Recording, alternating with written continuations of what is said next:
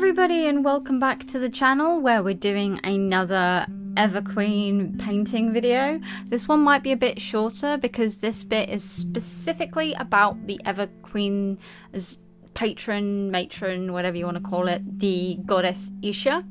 Now this is just a very brief overview of the goddess Isha because there are two versions of Isha. Isha, the goddess of the Warhammer fantasy world, and Isha, the goddess of the 40k world, which both have actually very different origins and stories and are very complex. But I will never go into the 40k side of things when I'm doing this figurine, simply because this is the Age of Sigmar fantasy version of the character.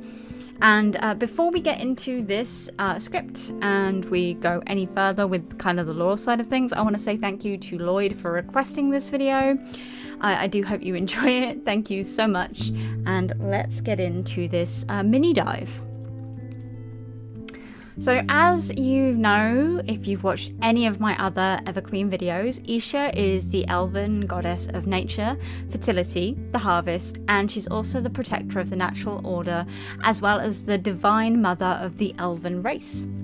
She is worshipped by the wood elves of the old world as one of their principal deities, although the other elves pray to her for aid in agriculture, including sowing and reaping, for protection during childbirth, or to help when abroad in the wilderness. She's especially important to female elves, not just because of the Everqueen, but because it is incredibly hard for female elves to become pregnant, and so therefore they pray for fertility in children, and during pregnancy, as I've mentioned before, they also pray for their child to survive even if they don't, which is kind of sad because surely you want the mother and the child, but I kind of understand it at the same time. Isha is depicted as an elven woman full of life and beauty and is considered to be the divine mother of the whole elven race. Her symbol is the all-seeing eye, from which she sheds tears for her mortal children and their sorrows, including death. As the goddess of nature, Isha taught the elves how to care for the land and to gain a plentiful harvest. It is Isha who blesses the Everqueen with wisdom, beauty, and power, and she also preserves the eternal glades of Avalon from the blemishes of winter. At the dawn of time, Azurian, the king of the elven pantheon and the creator god, decided that while the elves he had crafted would be prodigiously long-lived, they would still grow weary of the world and eventually die.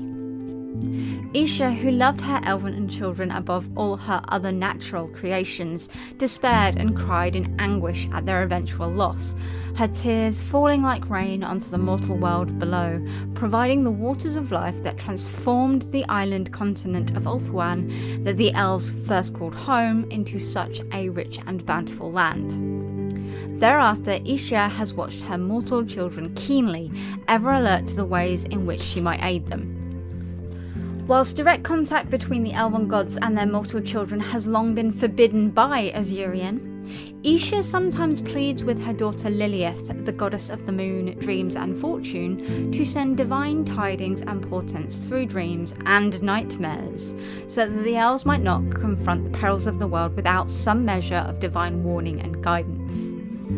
Only when the creator's attention is elsewhere does Isha dare intervene personally, spreading her magics across Ulthuan to shrivel the demons and evildoers that threaten her children.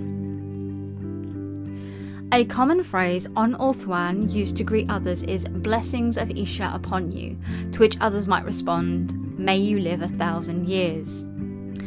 The Tillians use a different name for the old world goddess Horiah than the folk of the Empire. They call her Ishia, similar to the name of the elven goddess, probably due to their translations of the ancient scrolls left by the High Elves in their abandoned colonies in the modern land of Tilia. Isha, like many other elven gods of the Warhammer universe, is also worshipped by the Ealdari in the Warhammer 40,000 universe.